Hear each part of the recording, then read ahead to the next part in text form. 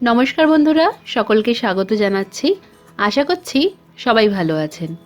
आजके आमी आपनादेर साथे खुबই सहज झटपट तैरी करे नेওয়া যায় एरकम सुस्वादु मूलो शाकेर रेसिपि शेयर करछि। এই রান্নাটা ভাত আর রুটি দুইয়ের সাথেই দারুণ লাগবে খেতে। অবশ্যই করে রেসিপিটা ট্রাই করবেন। ভিডিও ভালো লাগলে ভিডিওটাকে লাইক আর শেয়ার করতে ভুলবেন না। এই রান্নাটা করার জন্য আমি এখানে নিয়েছি 500 গ্রামের মতো মূলো শাক আর 250 গ্রাম এর মধ্যে আমি মিশিয়েছি পালং শাক। দুটো শাকই একদম কচি কচি শাক নিয়েছি, ভালো করে 2-3 বার জল পাল্টে প্রথমেই এটাকে আমি ধুয়ে নিয়েছি, তারপর জল ঝরিয়ে নিয়ে এটাকে ভালো করে কুচিয়ে নিতে হবে।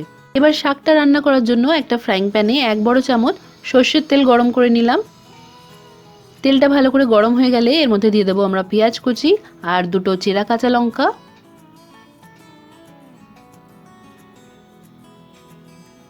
এবার উপর থেকে দিয়ে দিলাম এরকম ছোট টুকরোয় কেটে রাখা বেগুন।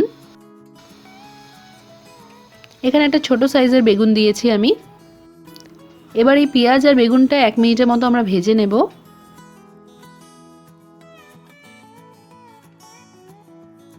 তারপর এর মধ্যে দিয়ে দিচ্ছি আমি একটা মাঝারি সাইজের টমেটো কুচি। টমেটোটা দেওয়ার পর উপর থেকে আন্দাজ করে নুন দিয়ে দিলাম। আর যে কোনো শাক রান্নাতেই নুনটা একটু বুঝে দিতে হয়।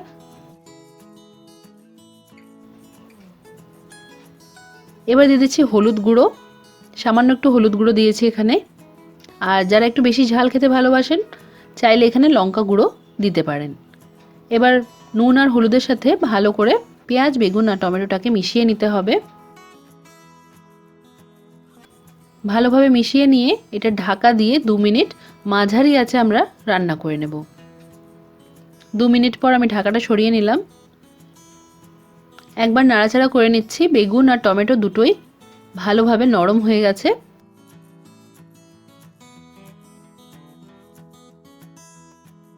এবার এর মধ্যে আমরা ধুয়ে কুচিয়ে রাখা মূলো শাক আর পালং শাকটা দিয়ে দিলাম।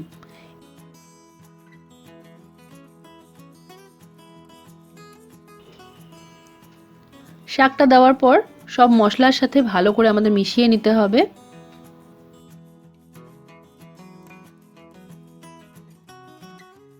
আর এই সময় আমরা ঢাকা দেব না, ঢাকা ছাড়াই এটাকে মাঝে মাঝে নাড়াচাড়া করতে করতে আরও 3 মিনিটের জন্য রান্না করে নিতে হবে।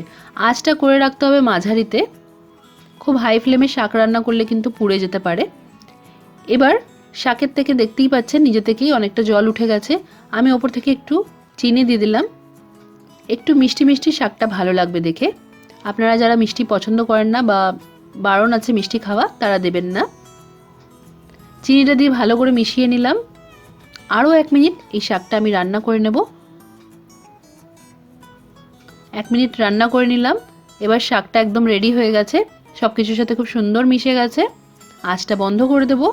আর এটা আমি পরিবেশন করেছিলাম ভাতের সাথে। আপনারাও মূলো শাকের এই রেসিপিটা ট্রাই করবেন, কমেন্ট করে জানাবেন যে কেমন লাগলো। আজকের মতো এখানেই শেষ করলাম। সবাই খুব ভালো থাকবেন আর সবাইকে খুব ভালো রাখবেন। ধন্যবাদ।